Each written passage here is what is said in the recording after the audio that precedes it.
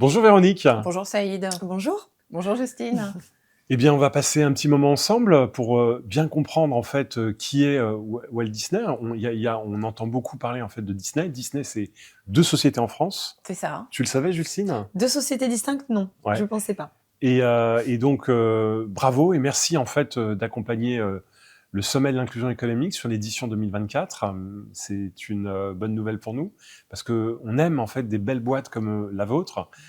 Disney, c'est une entreprise qui s'engage depuis un certain nombre d'années, qui fait de plus en plus de choses sur le terrain français. Et il y a plein de choses qu'on voudrait partager avec les gens qui vont participer à ce sommet de l'inclusion économique. Est-ce que vous pouvez nous donner peut-être quelques éléments de compréhension? On parlait de deux entreprises, la différence entre voilà, ces deux enseignes qui sont portées sur le territoire national.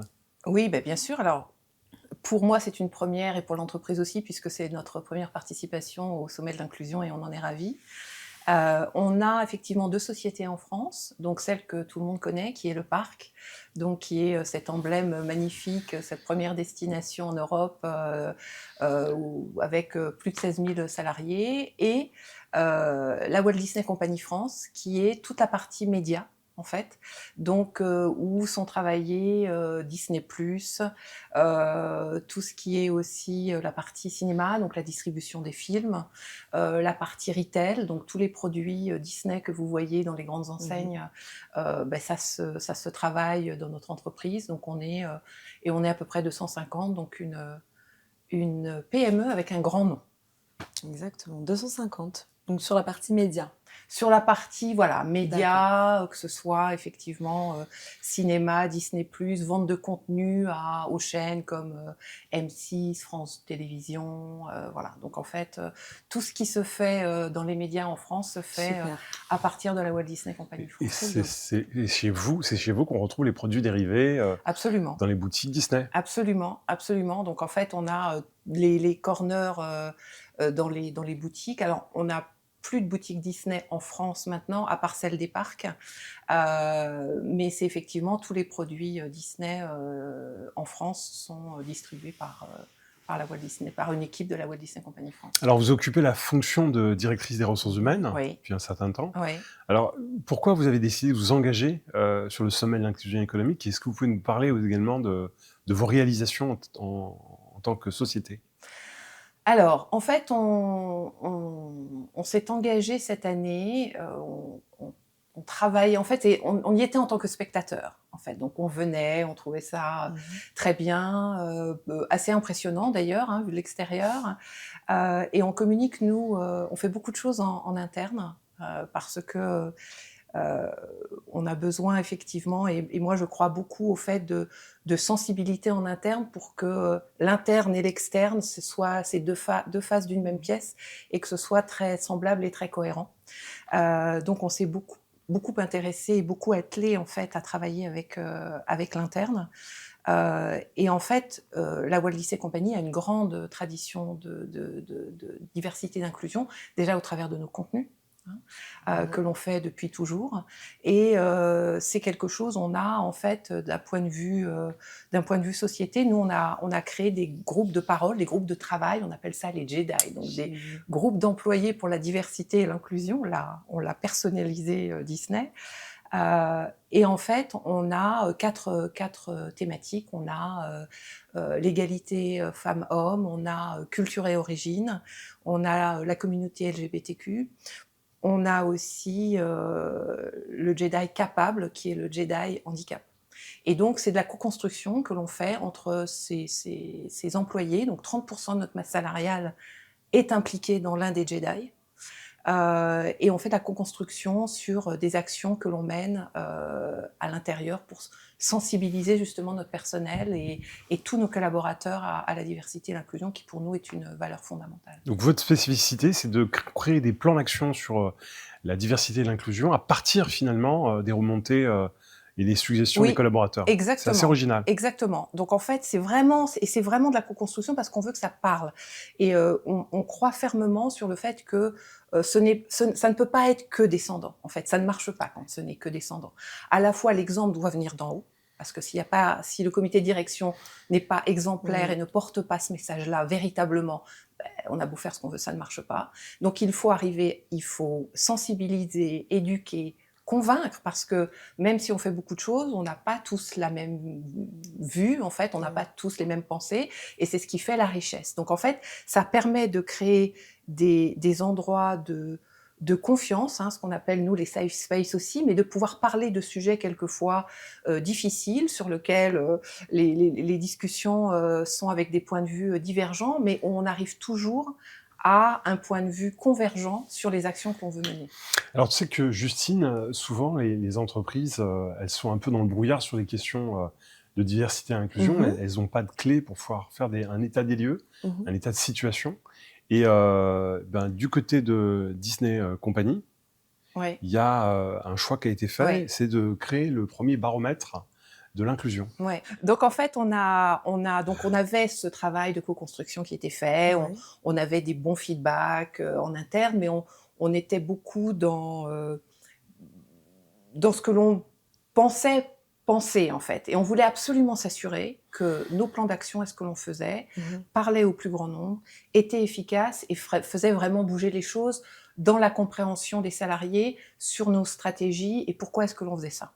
Donc en fait, c'est quelqu'un, c'est Ali Sana qui fait partie du comité de direction, qui est le directeur du retail chez nous et de tous les produits dérivés, qui travaillait en fait, qui avait dans son réseau en fait Mosaïque, avec qui il échangeait régulièrement, et qui nous a dit mais vous savez, il y a ça qui existe et en fait ça vraiment ça vaudrait le coup. Donc on a rencontré l'équipe Mosaïque et on a décidé de le faire parce qu'on voulait s'assurer que ce que l'on faisait portait, que ce que l'on faisait était compris. Et on voulait aussi éclairer nos zones d'ombre, parce que même si on avait un retour positif, nous ne sommes pas naïfs, et on sait très bien que s'il y a des choses qu'on fait très bien, il y a aussi des choses qu'on fait moins bien, voire pas bien, ou qu'on ne fait pas du tout.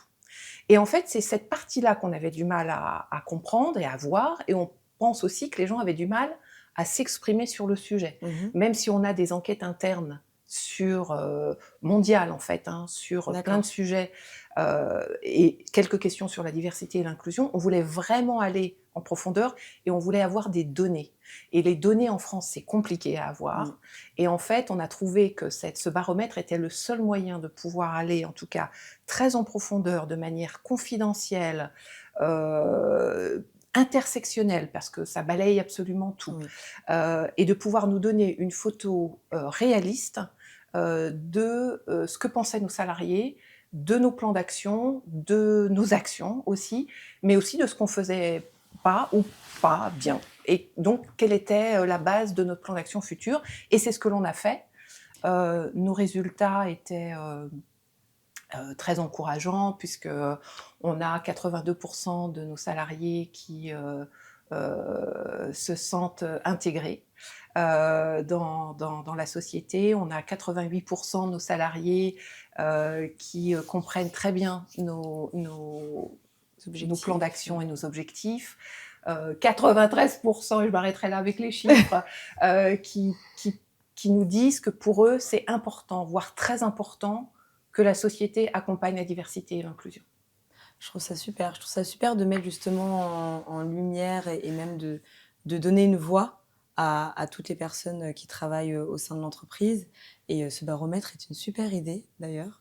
C'est une super idée. Et par contre, si on peut revenir, vous avez beaucoup parlé de plan d'action. J'avais vu sur Internet ce groupe de travail Jedi, j'allais dire jeudi, mais Jedi,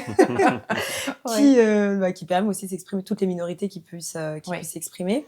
Et justement, quels sont ces plans d'action? Est-ce que vous pouvez nous en dire un petit peu plus exactement?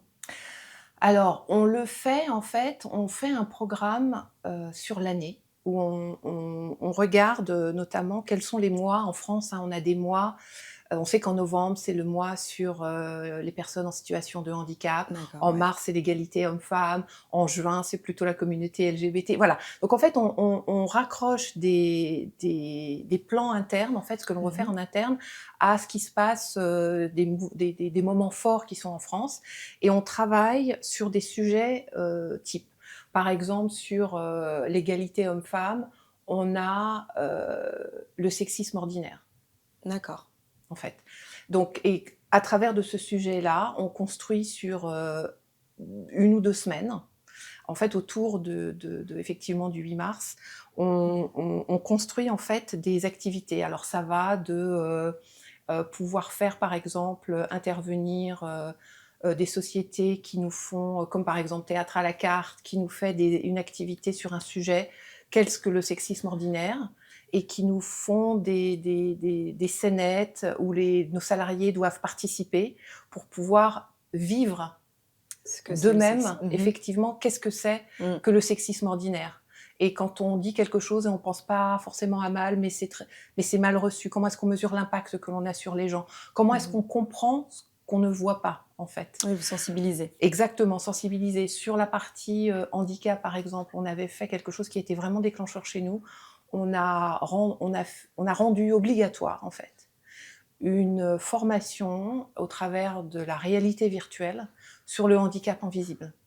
D'accord. Où en fait, chaque personne, et on a commencé par le comité de direction, Mhm. toujours, il faut que ça vienne d'en haut, ça a commencé par le comité de direction, où on était à la place de gens dans une situation de handicap, et on était spectateurs de scénettes, en fait, dont, par exemple, quelqu'un qui... où on voit un groupe d'employés qui dit franchement, Richard, tous les vendredis part à 15h, il a de la chance. Hein, franchement, c'est pas à moi que ça arriverait. D'accord. Et on se rend compte qu'en fait, Richard, il va faire des séances de dialyse tous les vendredis. Et sa fille qui lui dit mais pourquoi tu n'en parles pas? J'assure, les gens auraient un regard différent sur toi. Bien sûr. Et en fait, ça a été un vrai wake-up call pour les gens se sont dit mais... Et en fait, on a eu des gens où on savait qu'on avait des gens, nous, en situation de handicap, mais qui ne voulaient pas se déclarer pour des raisons qui... Pour pas attirer sûrement de la peine. Exactement, de ne pas être vu différemment, oui. de ne pas vouloir être bloqué dans leur promotion Aussi, et dans leur oui. évolution, en disant non, moi je veux pas le dire, on sait jamais. Et en fait, on a des gens qui après sont venus nous voir en nous disant ah oui, donc en fait vous en parlez et pour vous c'est important. Et on a des gens qui sont venus nous voir et qui nous ont dit moi j'ai un handicap. Mais je veux pas encore me déclarer officiellement, mais moi j'ai un handicap. Et en fait, ça a libéré la parole. C'est ça.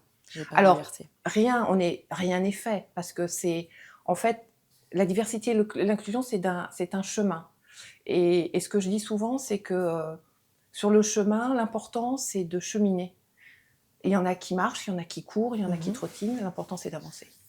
Chacun à son rythme. Et rester focus sur la durée, quoi. Et rester focus sur la durée, parce que quand on s'y embarque, pour être crédible, en fait, c'est un peu comme en amour. Il n'y a pas d'amour sans preuve d'amour. Là, c'est la même chose, en fait. J'adore cette phrase. On ne peut pas... Mais en fait, on ne peut pas... Les gens ont besoin de preuves. En permanence, il faut donner des preuves. Et on est crédible que si on donne des preuves. Et donc, on avance petit à petit. Moi, j'ai une théorie que les collaborateurs de Disney France connaissent bien, c'est la théorie des petits pas. Je dis, avançons à petits pas, mais ne reculons jamais. Ouais. En fait, c'est ça. Ça sert à rien de faire ça, c'est épuisant. Les messages ne sont pas lisibles, ni pour l'interne, ni pour l'externe. Ça peut être assez décourageant. Donc, quand on s'embarque, en fait, il faut y croire. Il faut être préparé à challenger. Il faut être préparé à entendre des choses qui ne font pas plaisir. Mais si les gens nous le disent, c'est qu'ils ont suffisamment confiance pour qu'on entende, qu'on écoute et qu'on fasse quelque chose. Mais il faut qu'on comprenne, et moi aussi, en tant que DRH, il y a plein de sujets de la diversité et de l'inclusion que je ne connais pas bien parce que j'y suis pas personnellement confrontée. Et donc, j'apprends beaucoup. Et c'est ce que j'aime de toute façon, et dans mon métier, dans la diversité et l'inclusion, c'est qu'on apprend tout le temps, en fait. Et on fait des erreurs, et on apprend de ces erreurs, et on fait autrement. Et c'est pas un parcours qui est droit, c'est un parcours qui est assez sinueux. Mais qu'on ne peut pas faire tout seul, en tout cas, ça c'est sûr. On a besoin des salariés des entreprises pour aussi nous éduquer et nous sensibiliser. Est-ce que vous pouvez nous parler de votre stratégie de recrutement? Comment ça se passe? Alors, notre stratégie de recrutement. Donc, nous avons, en termes de recrutement, sur la diversité et l'inclusion, c'est quelque chose qui a été travaillé, alors d'un point de vue global, en fait, cette sensibilisation, où en fait, toutes les personnes au sein de l'entreprise qui sont à même de recruter, donc qui sont dans des postes de recruteurs, soit de postes en CDI, CDD, soit d'alternants ou de stagiaires, en fait, ont reçu de manière obligatoire une formation sur comment recruter de manière inclusive. Les questions à poser, à ne pas poser, le fait qu'on ne recrute jamais seul. On ne Très recrute bien. plus seul. On Je crois recrutait que seul. vous êtes la première C'est top. première entreprise à me dire ça. Le grand problème en France, c'est que beaucoup de recruteurs font du recrutement, mais ne sont pas formés au recrutement. Oui, Et c'est aussi la raison pour laquelle oui, aujourd'hui on a des processus de recrutement qui dysfonctionnent. oui, C'est pour ça qu'il n'y a pas forcément à un moment donné une égalité. absolument. La subjectivité prend le pas sur l'objectivité dans la prise de décision. Ouais, Et c'est ça qui est gênant. ouais. Et je trouve que c'est vraiment un bel enseignement, ce que vous êtes en train de raconter, parce Ouais. que c'est quand même, à mon avis, une bonne partie qu'à partager au maximum avec d'autres entreprises. Oui, et puis en fait, c'est le fait, par exemple, qu'on ne fasse plus d'entretiens seuls, on les fait toujours à deux, pour avoir deux points de vue Deux différents. visions. Ouais. On essaye au maximum d'avoir un homme, une femme. C'est compliqué chez nous parce qu'on a 70% de femmes, donc c'est compliqué d'avoir Non, aussi. je trouve ça incroyable. Mais en fait, on a toujours les RH en binôme, toujours, pour avoir un point de vue qui est plus distancié, en fait, hein, parce que le recruteur est automatiquement dans le savoir-faire. Est-ce Oui. que vous savez faire ça? Parlez-moi de ça. C'est ça. Nous, on est aussi beaucoup dans le savoir-être, et c'est comment est-ce que les gens peuvent s'intégrer à l'équipe, qu'est-ce qu'ils recherchent, qu'est-ce qu'on recherche. Parce que dans le recrutement, en fait, c'est un contrat. En fait, chacun a besoin de l'autre. Bien sûr. Quand je donne des conseils pour les jeunes qui sont en situation de chercher un travail, je leur dis, mais soyez confiants, parce que si vous êtes reçus, c'est que la société, vous les intéressez. Sinon, ils ne vous recevraient pas du tout. Le plus dur, vous l'avez fait, en fait, c'est d'être sélectionné pour un premier entretien. Donc, dites-vous que non seulement il faut que vous leur plaisiez, mais il faut aussi que l'entreprise vous plaise. Bien sûr, Parce que les forces de recrutement sont en train de se rééquilibrer un petit peu, hein, où effectivement, il y a des domaines sur lesquels, clairement, ce sont les candidats qui ont la main. Hein. Quand on est sur des positions très très niches où tout le monde se bat, tout le monde pêche dans le même lac, il y a un moment où le choix... Sur les métiers en tension, sur l'informatique. les métiers en tension, sur l'informatique, sur les médias, par exemple, sur notre forme de business, de modèle économique, par exemple, sur Disney+. Hein. Ouais. Y a énormément de concurrence. Tout le monde veut être le meilleur et tout le monde veut être le premier. Et on a, finalement, c'est assez récent comme métier et comme business model. Donc, en fait, peu d'écoles, en fait, ont formé. Donc, les gens qui passent effectivement toute leur expérience sur une plateforme ou plusieurs, et on a tous besoin de la même expérience. C'est ça. Donc, après, qu'est-ce qui fait la différence? Chacun a ses recettes. Nous, très clairement, c'est la manière dont on travaille. On travaille. L'une des valeurs phares de notre entreprise, c'est la collaboration. Chacun a son mot à dire. Quand on recrute, moi je dis souvent, si on vous recrute, c'est parce que vous avez quelque chose à dire. Sinon, on n'a pas besoin de vous, en fait. Donc, vous avez des idées et on a besoin que vous ayez des opinions aussi et que vous les partagiez. On les retiendra pas forcément, mais on va les écouter parce qu'on les écoute toutes. Et on choisit celles qui nous paraissent, le mieux correspondre à nos valeurs d'entreprise, notre projet stratégique, et aussi pour que tous nos salariés se sentent investis d'une mission et soient heureux dans ce qu'ils font pour pouvoir donner le meilleur d'eux-mêmes. Et la diversité et l'inclusion, c'est ce que ça apporte. C'est-à-dire que ce que moi j'ai réalisé, c'est que quand on recrute des gens comme ils sont, en fait, avec leur histoire, avec leur background, ils ont automatiquement un regard différent par rapport à nous et par rapport à des gens qui sont là depuis un certain temps et qui, travaillent d'une certaine manière. C'est ce regard neuf, c'est ce caillou dans la chaussure qui fait qu'on ne se repose pas sur nos lauriers. Il faut toujours qu'on soit en éveil. Et en fait, les gens quand on recrute de manière diverse et que les gens sont reconnus comme tels dans les entreprises, ils donnent le meilleur d'eux-mêmes, en fait. C'est vrai. C'est vrai. Et ça s'illustre aussi par un taux un turnover en fait qui est très faible. Ouais, très faible. En fait, La France est à peu près autour de 15%. On est pas tout à fait 7, Donc, en fait. ok.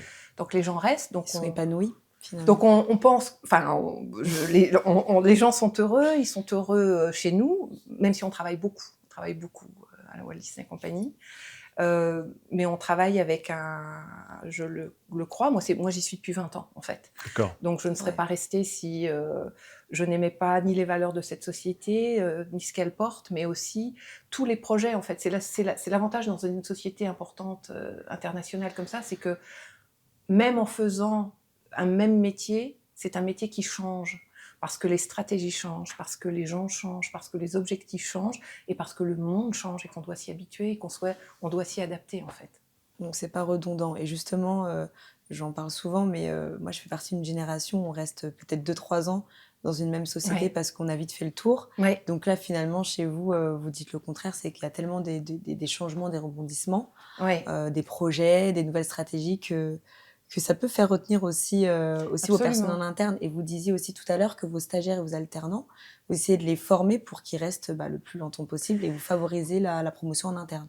Alors, on a effectivement, comme on a peu de turnover, on n'a pas forcément énormément de postes à pourvoir. Donc en fait, on mise sur les stagiaires et les alternants, qui sont très importants dans la société, parce qu'on a aussi, nous, notre but et notre chapeau, en tout cas pour la diversité et l'inclusion, c'est de mettre le pied à l'étrier de la jeunesse. En fait. Il faut leur mettre le pied à l'étrier. On ne peut pas forcément leur promettre un job. Moi, je ne peux pas leur promettre... Derrière, Par contre, je peux leur promettre une formation un tremplin solide et un tremplin. Voilà. Et quand on a, nous, nos stagiaires et nos alternants, on peut en garder quelquefois, certains, et on les garde avec plaisir. Pas forcément d'ailleurs dans le département dans lequel ils étaient, mais quand ça s'est bien passé, parce qu'il faut quand même que ça se passe bien, hein, mais quand ça s'est bien passé et qu'ils ont montré cette énergie dont on est tellement à la recherche, en fait on a besoin de gens énergiques, curieux, volontaires, optimistes, qui ont envie de travailler sur un projet commun et de manière collaborative. Voilà. Et puis on a des gens qui partent et qu'on rappelle 2-3 ans après. En disant, écoute, voilà, nous on a ce poste-là, est-ce que ça t'intéresserait? On a des gens qui nous appellent aussi quelquefois. Alors, c'est pas non plus la panacée, hein, mais je veux dire, on n'est pas une société, c'est magique, mais en tout cas, quand on a des gens qui fit avec nos valeurs, en fait, et à la manière dont on travaille, et les projets que l'on porte, on les embarque. C'est ça. Et quand on les embarque, en fait, et qu'ils partent, parce que, voilà, ils étaient stagiaires alternants et ils partent, ils reviennent. On a quelqu'un qui nous a appelé la dernière fois en nous disant, dès que vous avez un poste, en fait, rappelez-nous, moi je suis intéressée, et en fait, j'apprends moins en CDI aujourd'hui dans l'entreprise dans laquelle je suis que quand j'étais en alternance. C'est riche, Donc voilà, donc c'est parce que ça bouge beaucoup, et c'est vrai que beaucoup de nos alternants ont un poste après, parce que quand on les interviewe, en fait, et c'est ce qui manque souvent à ces jeunes qui sortent avec un diplôme tout neuf, c'est qu'ils n'ont pas d'expérience. Et on peut pas demander à quelqu'un qui a 23 ans d'avoir 5 ans d'expérience, c'est pas possible. Donc nous, ce qu'on leur donne, c'est cette année ou ces 6 mois, très très riches, où quand ils sont interviewés, c'est comme s'ils avaient eu un CDD chez nous, en fait. Et ils peuvent parler des projets, ils peuvent parler de collaboration, ils peuvent parler de leurs échecs, de leurs difficultés, de leur joie d'avoir mené un projet à bien. Enfin, tout ça, moi, une question que je pose en entretien, c'est, parce que les entretiens, les gens peuvent très très bien les préparer, et j'essaye d'aller au fond de vraiment qu'est-ce que les gens ont fait. Je dis, mais vous, dans ce projet, qu'est-ce que vous avez fait? Ne me parlez pas de projet de manière générique. Qu'est-ce que vous avez fait? C'était quoi votre responsabilité? Et quand on l'a pas, cette responsabilité, on ne peut pas en parler. Donc on brode autour. Alors que quand on l'a fait, on peut en parler. Alors évidemment, on ne s'attend pas à ce que la personne ait été chef de projet quand on est alternant ou stagiaire. Mais en disant, voilà, moi j'étais en charge de ça dans le projet. Et voilà ce que j'ai fait. Et voilà avec qui je travaillais. Et voilà ce dont je suis fière. Voilà les problèmes que j'ai rencontrés et comment on m'a aidé à les résoudre. Et en fait, c'est du concret. Et les employeurs veulent ça, du concret, pour être sûr, parce qu'un recrutement, c'est un véritable investissement.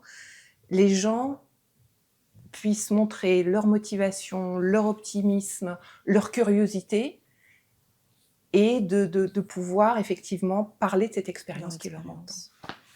Peut-être un mot C'est sur la super. mobilité interne. Ouais. Comment ça se passe chez vous?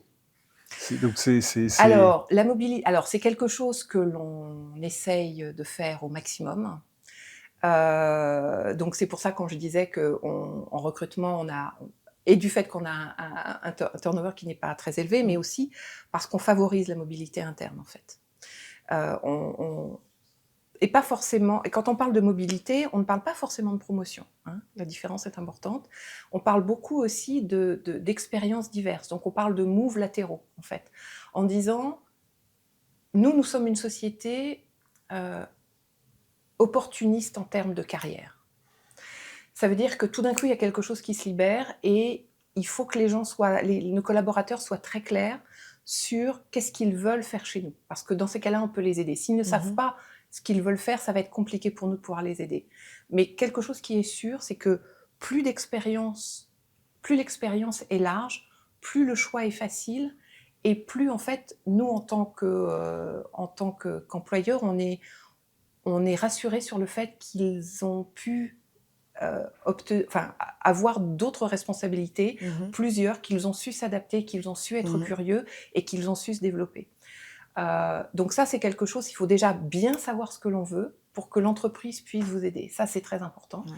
Et puis, il y a des gens que l'on va chercher, en fait. Il y a des gens qui n'ont pas confiance en eux et qui ne se voient pas dans certains postes. C'est très vrai chez les femmes, ça, hein, peut-être. Hein. Alors, nous, en plus, oui, avec 70%.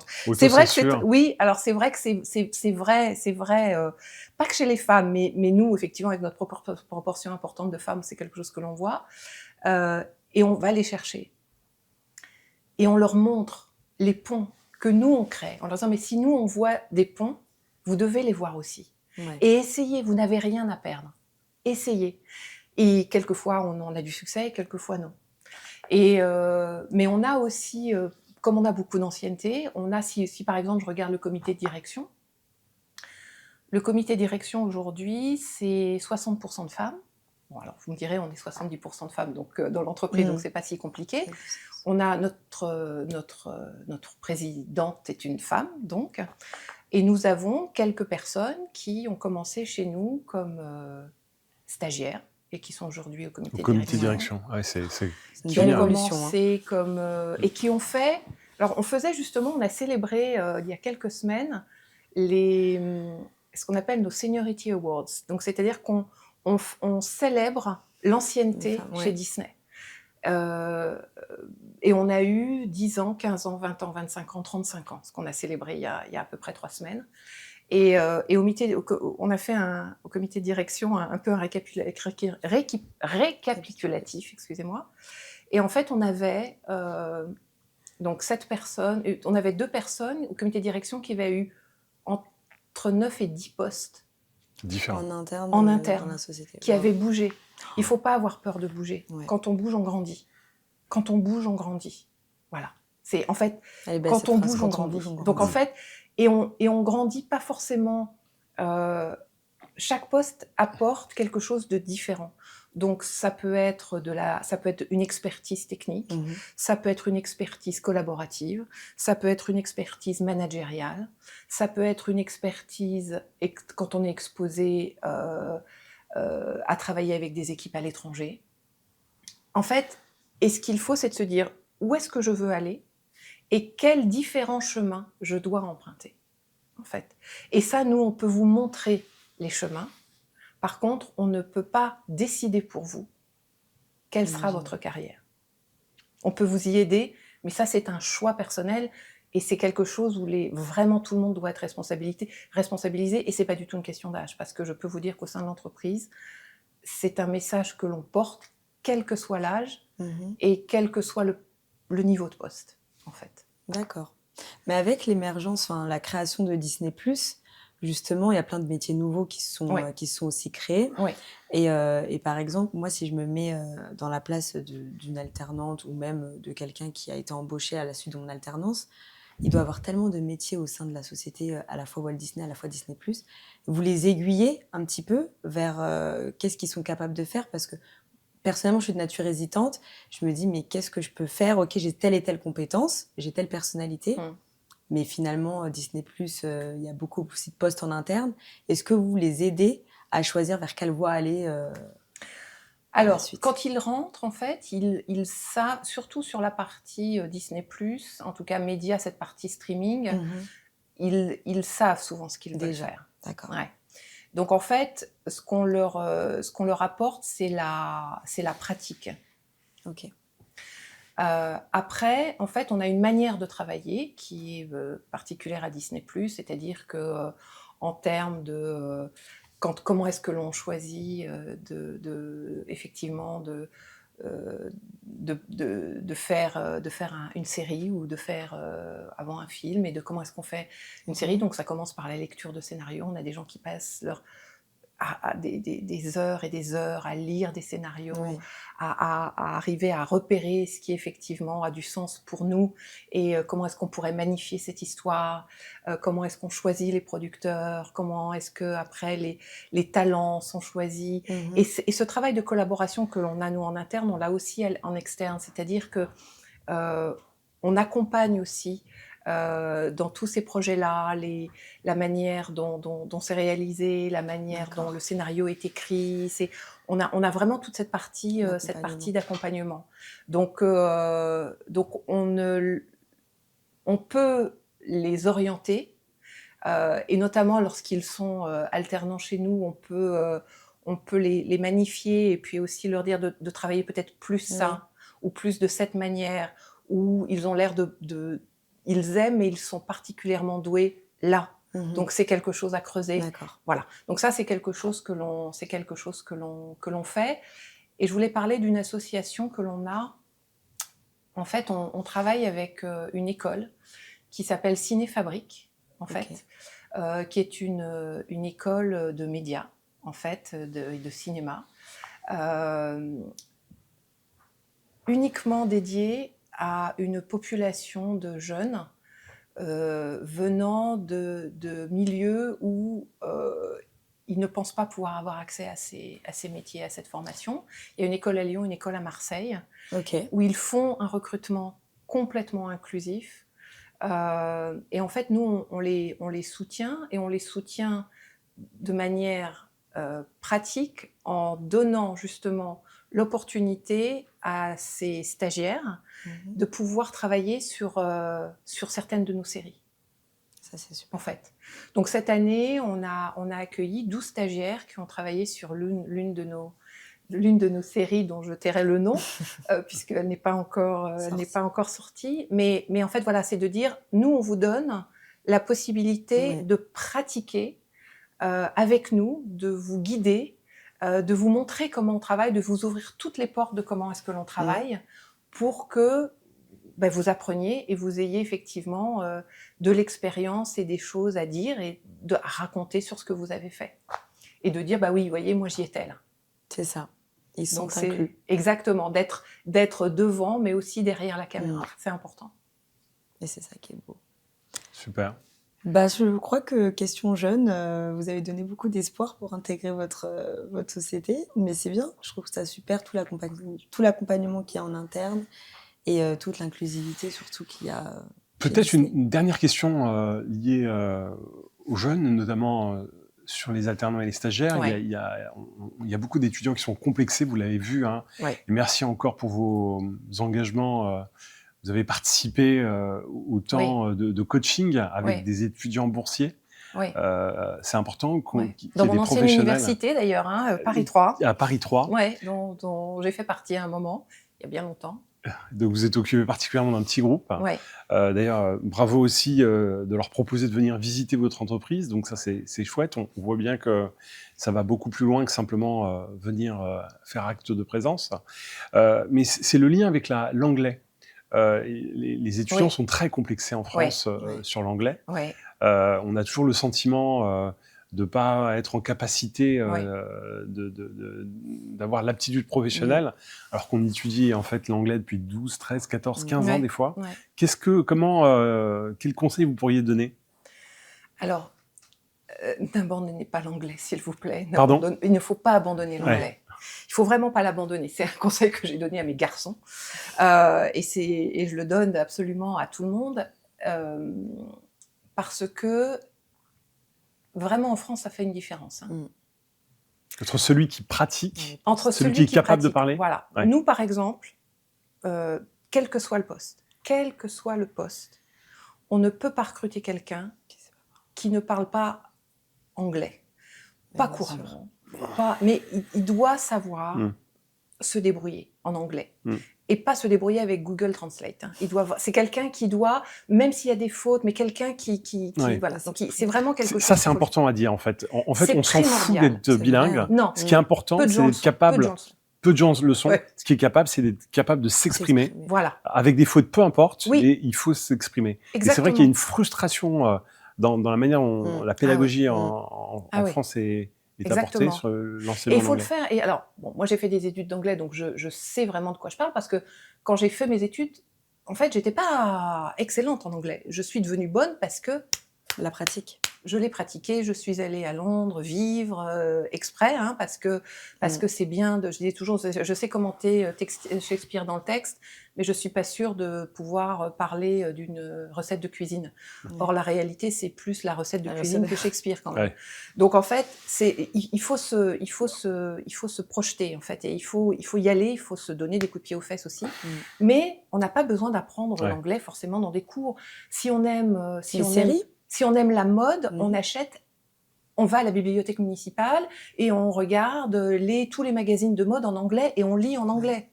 C'est pas simplement extrêmement formel, scolaire. Non, il faut déjà choisir ce que l'on aime, ses passions, et de dire en anglais ça donne quoi. Et ça entraîne. On écoute la radio pour entraîner son oreille. Mais vraiment, moi, on accueille des jeunes de 3e tous les ans de l'extérieur au sein de la Walt Disney Company. À chaque fois, je leur dis, s'il vous plaît, n'abandonnez pas l'anglais. Et arrêtez de complexer. Et arrêtez de complexer. Et allez-y. De toute façon, dites-vous que les Anglais, eux, ne parlent aucune langue. Donc, ils seront de toute façon émerveillés par rapport à l'anglais que vous êtes capable de prononcer, parce que eux ne parlent rien. Un grand merci. Merci à vous, beaucoup. en tout cas, de m'avoir donné pour l'opportunité de pouvoir échanger avec vous Super, sur ce sujet important. Passionnant, enrichissant, et je pense que ça va donner à plein de candidats de s'intéresser davantage. Je l'espère. En tout cas, moi, je serai là pour le sommet économique. Exactement, le sommet de l'inclusion. Donc, je serai disponible aussi après pour pouvoir répondre à toutes les questions qui me sont posées par les étudiants et pour les rencontres. Quelques Absolument. talents. Super. À bientôt. On vous donne rendez-vous le 25 novembre prochain pour rencontrer toutes les équipes de Disney lors du Salon de l'inclusion économique. À bientôt. Au revoir.